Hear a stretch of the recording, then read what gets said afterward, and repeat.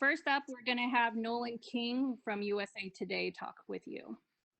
Nolan, you've been muted.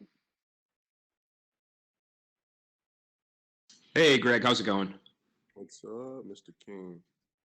Doing well, man. I appreciate you taking the time out to chat, and let's just get right into it, man. I saw a recent interview you did where you talked about accepting this fight, and you said that you felt a sense of loyalty, that the UFC was your team. And this isn't a team sport, but can you elaborate on that a little bit? Why did you feel the need to raise your hand going into this one? I disagree. I think the UFC is a team sport. I have a big team. How you think I got here? Guys take care of me. They make sure everything's done right. They make sure everything's done on time. They take care of my needs. I think that's something worth loyalty. And going along with that, was there any consideration on your part not to take this fight due to your, I know in the past we've talked about your asthma issues, and I know that was something that was brought up. This is a respiratory virus that's going around. Were you concerned at all about that? Oh, I'm terrified, man. But, that's not going to stop me from paving the way. It's not going to stop me from making sure my boss has got the most entertaining fight first back on TV out of all sports. So this is the biggest event. You need the biggest athletes, and I'm him. And we haven't had the chance to talk to you much since your last fight against Alexander Volkov. And I know you were very frustrated at the time after the loss that you weren't able to win. But since that time, was there anything you were able to kind of look back on and say, hey, this was a good experience. I learned X, Y, Z. Was that a good learning lesson for you in retrospect? I want to start by saying losing is always unacceptable.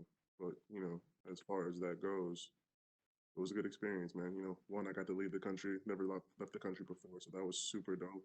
Two, I got to fight, a top 5 fighter coming off of a wonderful break, looking at his strongest, so it was amazing to test my skill. It was amazing to let myself know in the world know, let myself know in the world know that I'm a competitor.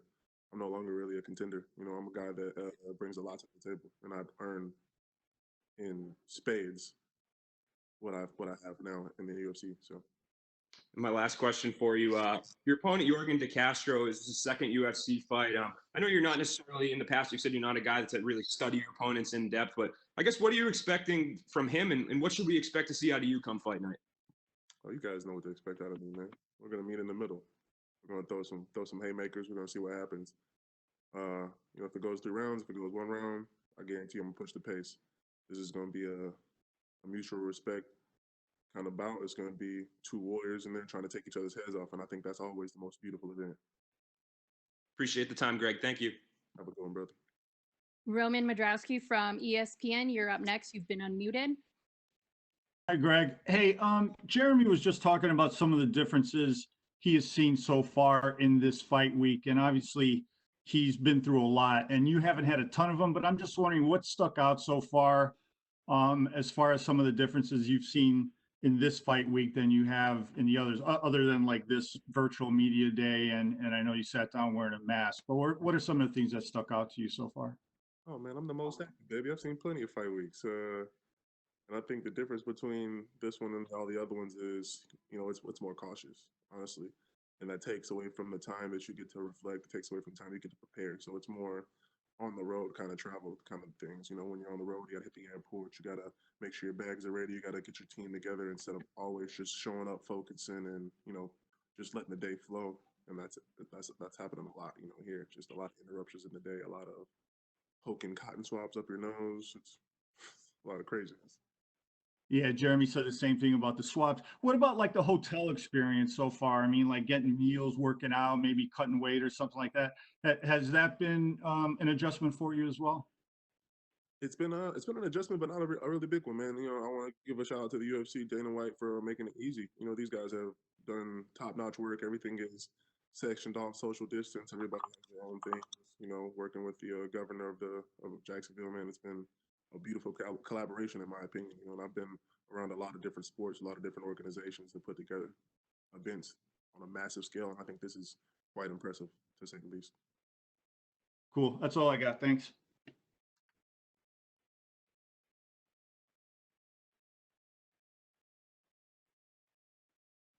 Clayton Freeman, you've been unmuted.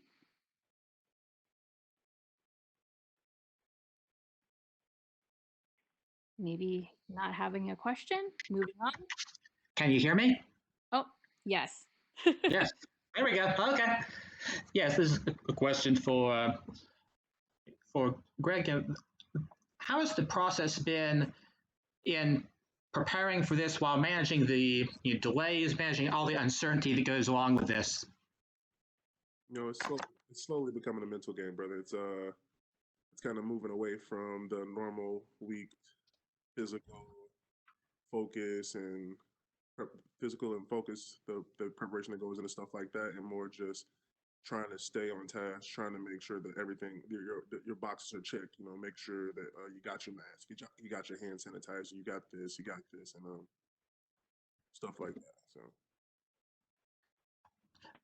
After having a career where you've played in some of the biggest stadiums in the country, what's it like preparing psychologically for, I suppose, the lack of a crowd atmosphere? one more time.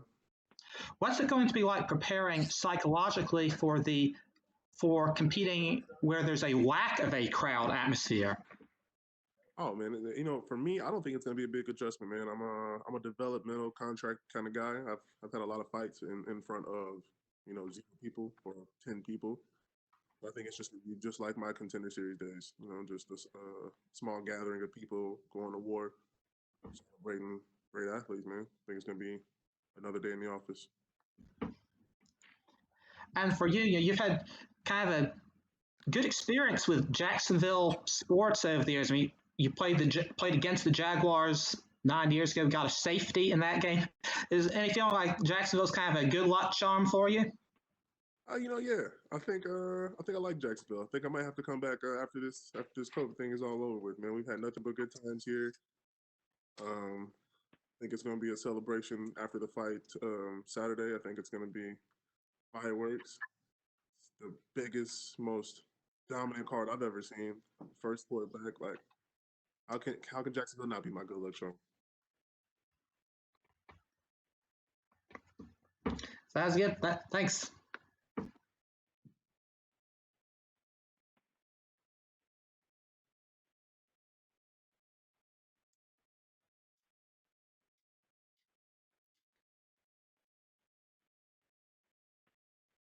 ADHD will get you, man.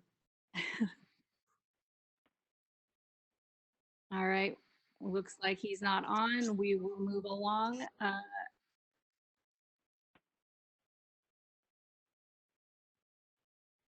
Nolan King from USA Today. Am I tripping? I think I left my hand up by accident. My fault.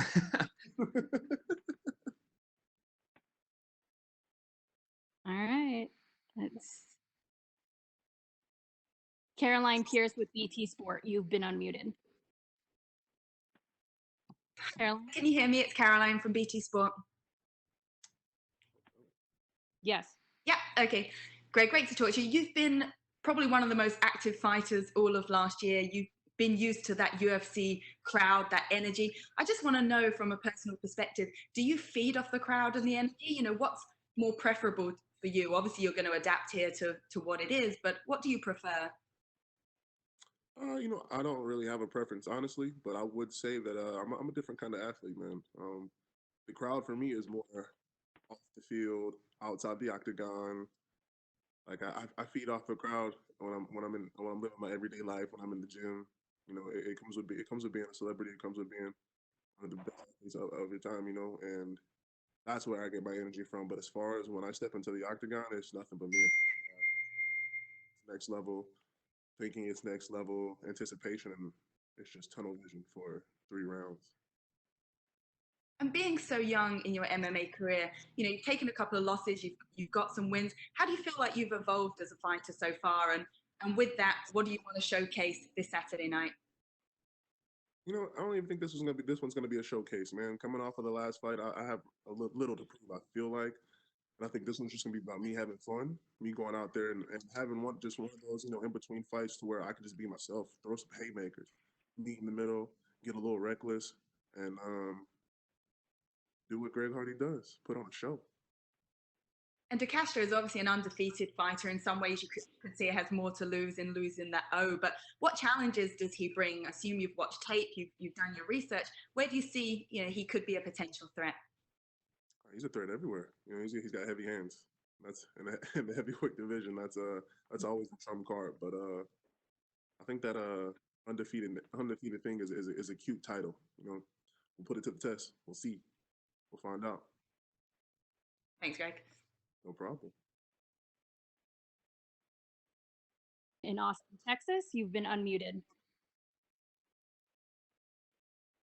Jordan, you have a question? Chaos.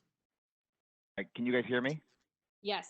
All right, Greg. Hey, thanks so much for the time. What's been different about this training camp trying to prepare during a pandemic as opposed to other training camps you've been in previously?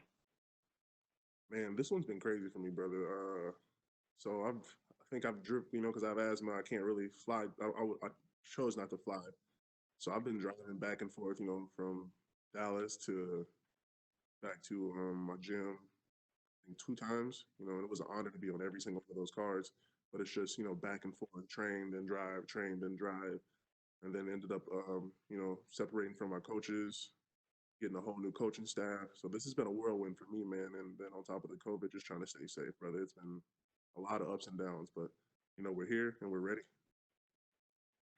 What's been the challenge to get training partners? Have you been able to bring in people that can replicate kind of what Jorgen can do, or how's that been for you? This one's been a tough one, man. 100%. It's been mostly just working with what we have. You know, like I said, I lost a lot of coaches. I lost a lot of things, and due to this event and due to previous events, it's just you got to work with what you got. You know, we've been pulling guys in if possible, making sure everybody's not sick, trying to stay safe and doing the best thing for, you know, health wise myself while also trying to train. And it's been a little complicated, but I think we got it done. I think we got a good mixture of guys. You mentioned that you wanted to be a part of one of the first events back in sports, but this is your first time fighting on a pay-per-view, and you're actually kicking off the card. What does it mean for you that, hey, the UFC is putting you in a place to kick off the pay-per-view to kind of get that hype going for the event, and that they put so many eyeballs on you there as well? I know you've been on ESPN before, and people have seen you there, but what does this one mean for you? You know, it's dope. I haven't really thought about it, but you know, I'm super excited. It wasn't even a second thought for me, man, and that is one of the reasons why you know, I always say yes. I never really question it a second time, because you know they always put me in a position to shine. They've always put me in a position to excel and be great, and this is just another one, man. Greg Hardy is the man of first. You know, I'm breaking records, I'm taking names, and this is no different. Awesome. You mentioned that Greg Hardy's a man of first, but when do we see the Prince of War? What time does the Prince of War come out on Saturday night as he gets ready for the fight? Oh, it's coming soon. Cut a little bit of weight, rehydrate, get my pretty face, put it away, get the goon face on, and then it's war. Think about Friday night. We get ready for an execution. All right. Thanks so much for the time, guys. Jay Anderson with Cage Side Press, you're next. I'm a good looking guy.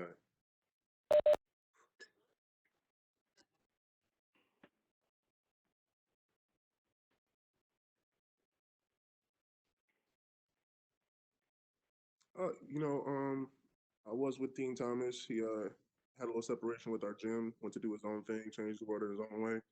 So I didn't get to work with him this camp. Daniel Jolly had to go do his own thing in his own way as well. You know, and I've been with him from the beginning. He's a great coach, and that was a little bit different. So that was before the pandemic, and then the pandemic hit, and none of my other coaches could come in.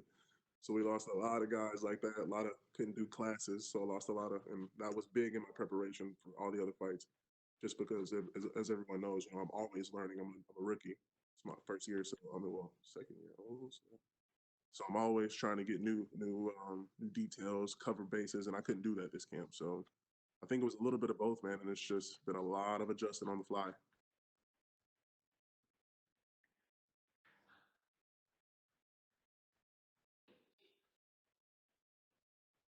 Hold on, wait. I was criticized?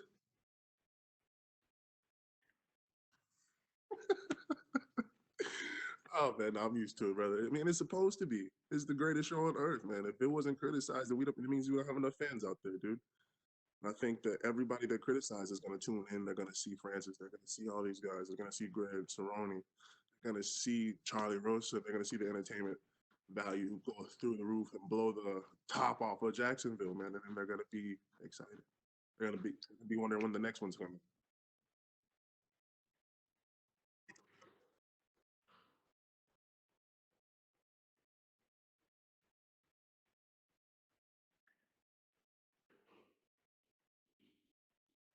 You know, I was made for this. I was built.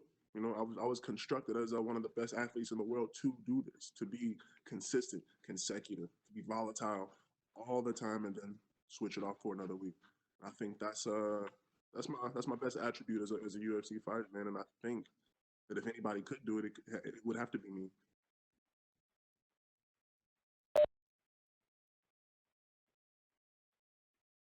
Next up is Stephen Morocco. You're next. Greg, can you hear me? Sorry for the redundant question. Hello? Hello? Hello? Hello. Hi, sorry. Greg, have you stayed inside the hotel since you got there? And have you been interacting with any of the other fighters? And what's that been like? Not being self-quarantining in the room, hanging out, checked in. It's been mostly, you know, poking up my nose and pricks on my fingers. So I've just been going by the protocol day by day, trying to stay away from people, man. Like I said, UFC's been doing a great job with this COVID. Have you seen and interacted with any AEW wrestlers? Come again? Apparently, there's some pro wrestlers at the hotel as well. Have you seen any of them? Oh no, I have not. That'd be dope. I hope so. Teach me some moves. Or something. Maybe I go to the WWE. Is that something you want to do eventually? That'd be super dope, man. King of War deserves to be in the WWE. I got to get there first, but yeah, that sounds cool. Yeah. I think I would have like a sweet off the ropes move. Like remember the Raymond Mysterio or not, the dragon guy that spawned on people's head? I think I'd be that guy. Were you a big pro wrestling fan growing up? Who was your favorite? Like Sting. Oh, really? Yeah. Nice. Do you have like when you're doing a camp, getting ready for a fight, do you have any sort of like set of benchmarks, you know, for conditioning and technique that you need to hit? And if so, like what have those been like for this camp? How have they changed, if at all? No, man, this is. I think having benchmarks for a camp is a guy that's here for a check. If he's here for a fight, you know, I'm here for eternity, brother. I'm about to make it rain for decades, so we don't have benchmarks. Every camp needs to be pushed. I don't think past the next fight, but you know, I have to train past the next fight. Gotcha. Do you look at this more like Jeremy was talking about, like the scenario where, you know, if you're in a street fight, you don't get time to prepare. You gotta just go and fight. Do you look at this closer to something like that scenario, or do you look at this like a normal fight? I'm way too pretty to be in a street fight, brother. But I think this is more it's more like war. You don't get a warning. You know, you get the call, the bell rings, and you show up. And I've been in this situation plenty of times, man. I've been in situations where, you know, we play on Sunday, turn around, have to play on Thursday, and then turn around, have to play on Tuesday. And then maybe the quarterback changes, maybe the whole lineup changes, maybe your guy changes. It's on the fly. That's what we train for as a professional athlete. You know, I can't speak for everybody in the UFC or every MMA fighter, but as a professional athlete, being ready is a part of the card, brother. Awesome. Thank you, Greg. Yes, sir.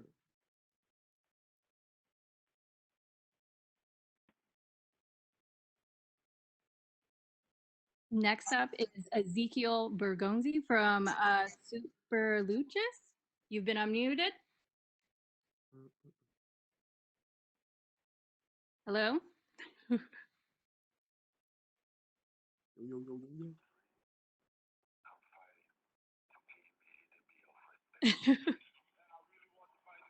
All right, I think that's it, Greg.